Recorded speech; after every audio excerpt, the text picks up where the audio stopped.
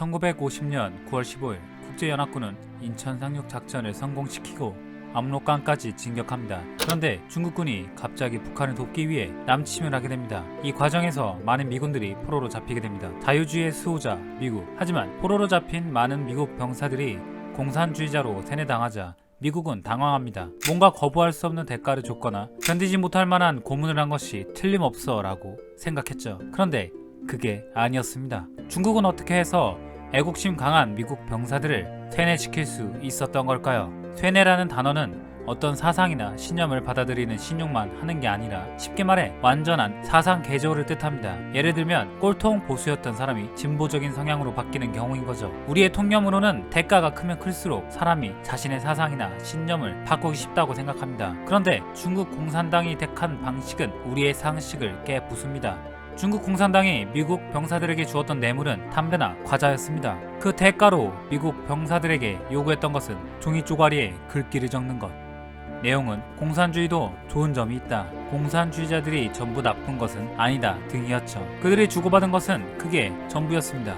미국의 심리학자 리언 페스팅거는 인지부조화라는 개념으로 이 현상을 명쾌하게 설명합니다. 인지부조화란 태도와 행동이 서로 일관되지 않아 심리적 불편함을 느끼는 것을 말합니다. 인간은 이 불편함을 해소하기 위해 행동이나 태도를 바꿔야 하는데 행동은 이미 실제로 발생했기 때문에 바꿀 수가 없습니다. 결국 태도를 바꿔야 하죠. 자유주의를 지지하며 공산주의를 적대하는 미국의 시민이자 군인으로서의 신념과 공산주의를 지지하는 메모를 적었다는 행동 사이의 괴리감에 미국의 병사들은 심리적인 불편함을 느낀 겁니다. 거부할 수 없는 보상이나 모진 고문이 주어진다면 어쩔 수 없이 메모를 적었다는 명분이 생기기 때문에 불편함을 느끼지 않게 됩니다. 어쩔 수 없잖아. 이런 고문을 누가 참을 수 있겠어. 그깟 메모가 뭐가 그리 중요해. 근데 기껏해야 담배나 과자 따위에 자신의 신념에 반하는 메모를 적었다는 건 심리적으로 납득할 수 없었던 거죠. 이때 무의식적으로 인간의 뇌는 태도와 행동에 대해 일관성을 유지하라고 명령합니다. 이를 해소하기 위해 태도를 바꾸며 자기 합리화를 하게 됩니다. 메모를 했다는 행동은 변할 수 없는 사실이니까요. 인지부조화가 증상이라고 한다면 이에 대한 실제적인 반응을 자기 합리화라고 합니다. 행동과 태도의 부조화로 인한 불편함을 해소하기 위해 상대적으로 바꾸기 용이한 것을 바꾸는 프로세스가 인간의 신경계에 내장되어 있는 것입니다. 태도를 완전히 바꾸는 것이 아니라 행동의 강도와 보조를 맞추어 태도를 수정하는 겁니다. 이러한 세뇌 과정이 반복되면 완전한 사상 개조가 완성되는 것이죠. 인간은 분명 사상이나 신념에 따라 행동할 수 있는 존재입니다. 동시에 어떤 환경에 주어져 자신의 사상이나 신념에 반하는 행동을 강요당하면 기존의 태도를 수정하게 되고 결국엔 다른 사상이나 신념을 가진 인간이 되어버립니다. 조금 무게감을 빼고 일상에서 경험하는 인지부조화의 예를 들어볼까요? 모의고사를 망친 학생은 이렇게 생각합니다. 어차피 중요한 시험도 아닌데 뭐. 면접에 떨어진 취준생이라면 이렇게 생각합니다. 어차피 연봉도 적고 근무 환경도 별로인 회사였어. 투자금을 다 날린 주식 투자자는 이렇게 생각합니다. 인생 공부했다고 생각하면 이 정도면 싼 거지. 우리는 보통 여당이냐 야당이냐 민주주의냐 사회주의냐 따위의 이데올로기나 신념은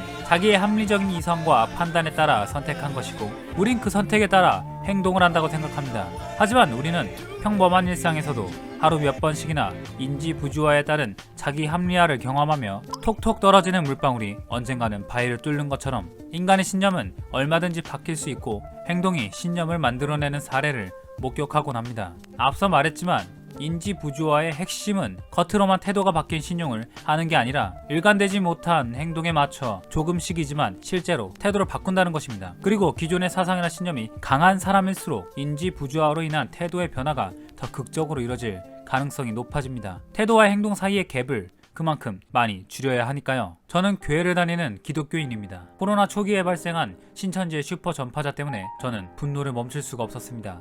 일반인들의 눈에는 교회가 거기서 거기고 정상적인 교회와 교인들까지 쌍으로 욕을 먹었으니까요. 물론 코로나 방역 수칙을 어긴 것은 100% 잘못한 겁니다. 어쨌든 더불어 왜 이렇게 많은 기독교인들이 신천지에 빠지게 되었을까 궁금했죠. 신천지의 교주는 대중을 휘어잡을 만한 카리스마도 없고 코로나 때문에 기자회견을 할 때도 계속 말실수를 하니까 어떤 여자가 옆에서 귓속말로 계속 교정을 해주더라고요. 그저 90세 먹은 노인에 불과했죠. 요한계시록에 나오는 백마를 탄 예수 그리스도를 연출하기 위해 본인이 직접 백마에 타기도 하고 사진도 찍고 홍보까지 했습니다. 그리고 신천지는 구원받는 사람은 14만 4천 명 뿐이라고 주장합니다. 신천지 교인 수는 이미 그 숫자를 훨씬 뛰어넘었으니 신천지 교인들은 구원을 받기 위해 그 숫자에 포함되기 위해 서로 간에 치열한 포교 경쟁을 벌이게 됩니다. 건강한 정신을 가지고 정상적인 교회를 다닌 사람이라면 백마를 탄 미친 사람이 주장하는 헛소리라고 치부해 버릴 것입니다. 근데 그들의 수법은 아주 교묘합니다. 신천지의 포교 특징 중에 하나는 처음에는 자신들의 정체를 철저하게 숨기고 접근한다는 것입니다. 신천지 교인들은 자신들의 직장, 학교, 일반 교회에 침투해서 변절시킬 기독교인들을 찾거나 설문조사에 참여하면 선물을 준다고 유인해서 개인정보를 수집합니다. 그렇게 포교 대상자들을 찾는 작업을 마치면 그들에게 맞춤 서비스를 제공할 신천지 전도팀이 배정됩니다. 친구가 필요한 사람에게는 친구가 되어주고 정신적으로 힘든 사람에게는 전문 심리 상담가가 영어회화 실력을 키우고 싶은 사람에게는 영어회화 강사가 붙는 식으로 말이죠. 그러다가 이렇게 말합니다. 내가 좋은 성경 모임에 나가고 있는데 같이 가보지 않을래? 라고 하는 거죠. 그리고 신천지 피해자들은 성경의 진짜 교리와는 아주 다른, 하지만 수많은 반박에 대한 그럴듯한 답변이 준비된 교리 교육에 점점 빠져들게 됩니다. 그리고 결국 진짜 하나님, 예수님을 믿는 공동체를 찾았구나 하고 생각하기에 이릅니다. 신천지에서는 포교 대상자가 이제 어느 정도 넘어왔다고 생각하면 드디어 자기들은 신천지 소속이라고 밝힙니다. 이 순간 인간의 뇌에는 인지 부조화가 일어나죠.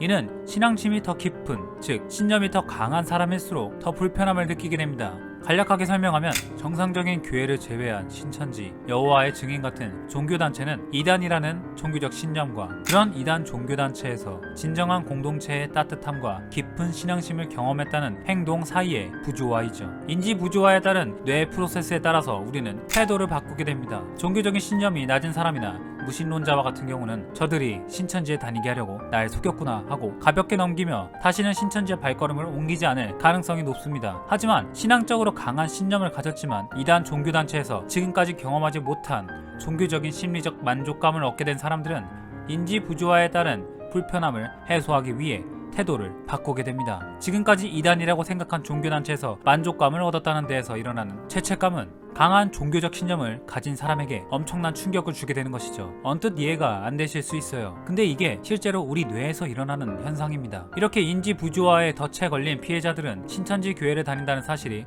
부모에게 발각되면 가출을 하거나 급기야 신천지 교회를 다니지 못하게 막는 부모들을 대상으로 납치, 감금 혐의로 고소하는 일까지 일어나게 됩니다.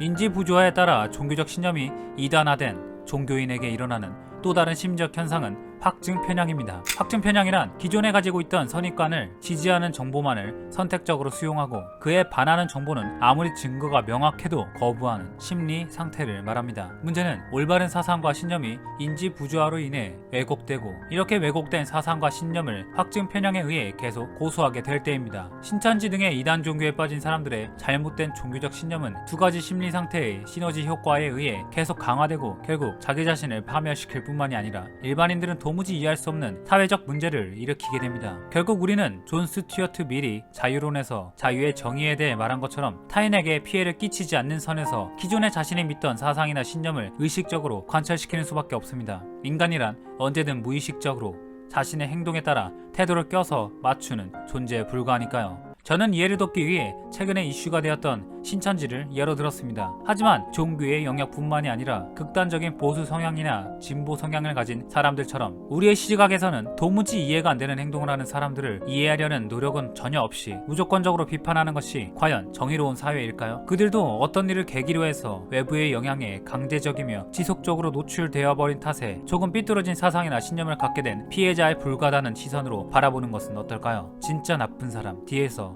대중을 조종하는 악의 원흉은 항상 소수의 권력자들이니까요.